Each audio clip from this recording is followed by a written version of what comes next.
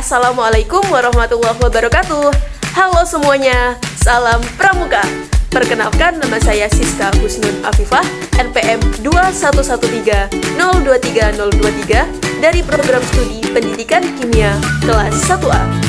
Di sini saya akan menyampaikan materi tentang Undang-Undang Nomor 12 Tahun 2010 tentang Gerakan Pramuka, pasal 17 sampai dengan pasal 31.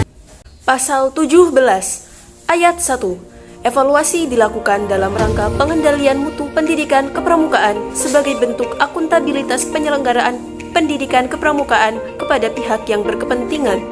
Ayat 2. Evaluasi dilakukan terhadap peserta didik, tenaga pendidik, dan kurikulum pada setiap jenjang dan satuan pendidikan kepramukaan. Ayat 3. Evaluasi terhadap peserta didik dilakukan oleh pembina. Ayat 4. Evaluasi terhadap tenaga pendidik dilakukan oleh Pusat Pendidikan dan Pelatihan Nasional yang dibentuk oleh Kuartir Nasional.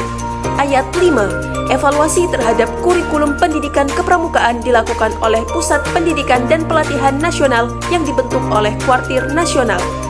Pasal 18 ayat 1.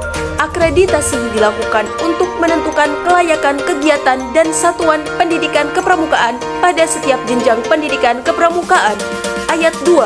Akreditasi dilakukan atas dasar kriteria yang bersifat terbuka dan dilakukan oleh lembaga akreditasi sesuai dengan peraturan perundang-undangan. Pasal 19 ayat 1. Sertifikat berbentuk tanda kecakapan dan sertifikat kompetensi. Ayat 2. Tanda kecakapan diberikan kepada peserta didik sebagai pengakuan terhadap kompetensi peserta didik melalui penilaian terhadap perilaku dalam pengamalan nilai serta uji kecakapan umum dan uji kecakapan khusus sesuai dengan jenjang pendidikan kepramukaan. Ayat 3. Sertifikat kompetensi bagi tenaga pendidik diberikan oleh Pusat Pendidikan dan Pelatihan Kepramukaan pada tingkat nasional. Bab 4. Kelembagaan. Bagian ke-1. Umum. Pasal 20 ayat 1. Gerakan pramuka bersifat mandiri, sukarela, dan non-politis. Ayat 2. Satuan organisasi gerakan pramuka terdiri atas A. Gugus depan dan B. Kuartir. Pasal 21. Gugus depan sebagaimana dimaksud dalam pasal 20 ayat 2 huruf A meliputi gugus depan berbasis satuan pendidikan dan gugus depan berbasis komunitas. Pasal 22 ayat 1. Gugus depan berbasis satuan pendidikan sebagaimana dimaksud dalam pasal 21 meliputi gugus depan di lingkungan pendidikan formal.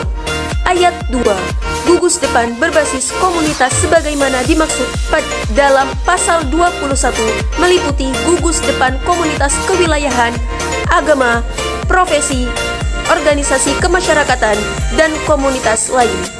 Pasal 23.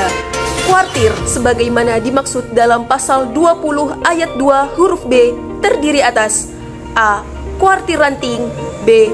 Kuartir cabang, C. Kuartir daerah, dan D. Kuartir nasional.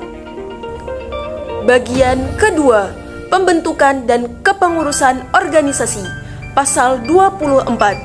Gugus depan sebagaimana dimaksud dalam pasal 20 ayat 2 huruf A terbentuk melalui musyawarah anggota pramuka. Pasal 25 ayat 1. Gugus depan sebagaimana dimaksud dalam pasal 24 dapat membentuk kuartir ranting. Ayat 2. Kuartir ranting sebagaimana pada ayat 1 dapat membentuk kuartir cabang. Pasal 27 ayat 1.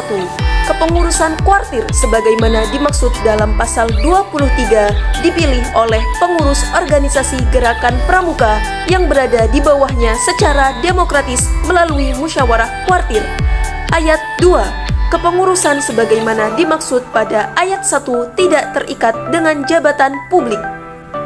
Bagian ketiga. Kuartir ranting, kuartir cabang, kuartir daerah, dan kuartir nasional. Pasal 28 ayat 1. Kuartir ranting sebagaimana dimaksud dalam pasal 23 huruf A merupakan satuan organisasi kepramukaan di kecamatan. Ayat 2. Kuartir ranting mempunyai tugas memimpin dan mengendalikan gerakan pramuka dan kegiatan kepramukaan di kecamatan. Ayat 3. Kuartir ranting sebagaimana dimaksud pada ayat 1 dibentuk oleh paling sedikit 5 gugus depan melalui musyawarah ranting. Ayat 4. Kepengurusan kuartir ranting dibentuk melalui musyawarah ranting. Ayat 5. Kepemimpinan kuartir ranting bersifat kolektif. Ayat 6. Musyawarah ranting sebagaimana dimaksud pada ayat 3 merupakan forum untuk A. Pertanggungjawaban organisasi, B. Pemilihan dan penetapan kepengurusan organisasi kuartir ranting, dan C. Penetapan rencana kerja organisasi. Pasal 29 ayat 1. Kuartir cabang sebagaimana dimaksud dalam pasal 23 huruf B merupakan organisasi gerakan pramuka di kabupaten atau kota. Ayat 2. Kuartir cabang mempunyai tugas memimpin dan mengendalikan gerakan pramuka dan kegiatan kepramukaan di kabupaten atau kota. Ayat 3. Kuartir cabang sebagaimana dimaksud pada ayat 1 dibentuk melalui musyawarah cabang. Ayat 4. Kepengurusan kuartir cabang dibentuk melalui musyawarah cabang. Ayat 5. Kepemimpinan kuartir cabang bersifat kolektif. Ayat 6. Musyawarah cabang sebagaimana dimaksud pada ayat 3 merupakan forum untuk A. Pertanggungjawaban organisasi, B. Pemilihan dan penetapan kepengurusan organisasi kuartir, dan C. Penetapan rencana kerja organisasi. Pasal 30 ayat 1. Kuartir daerah sebagaimana dimaksud dalam pasal 23 huruf C merupakan organisasi gerakan Pasal 31 ayat 1. Kuartir nasional sebagaimana dimaksud dalam pasal 23 huruf D merupakan organisasi gerakan pramuka lingkup nasional. Ayat 2. Kuartir nasional mempunyai tugas memimpin dan mengendalikan gerakan pramuka serta kegiatan kepramukaan lingkup nasional. Ayat 3. Kuartir nasional sebagaimana dimaksud pada ayat 1 dibentuk melalui musyawarah nasional. Ayat 4. Kepengurusan kuartir nasional dibentuk melalui musyawarah nasional. Ayat 5. Kepemimpinan kuartir nasional bersifat kolektif. Itulah tadi Undang-Undang Nomor 12 Tahun 2010 tentang Gerakan Pramuka, pasal 17 sampai dengan pasal 31. Sampai jumpa minggu depan. Salam Pramuka.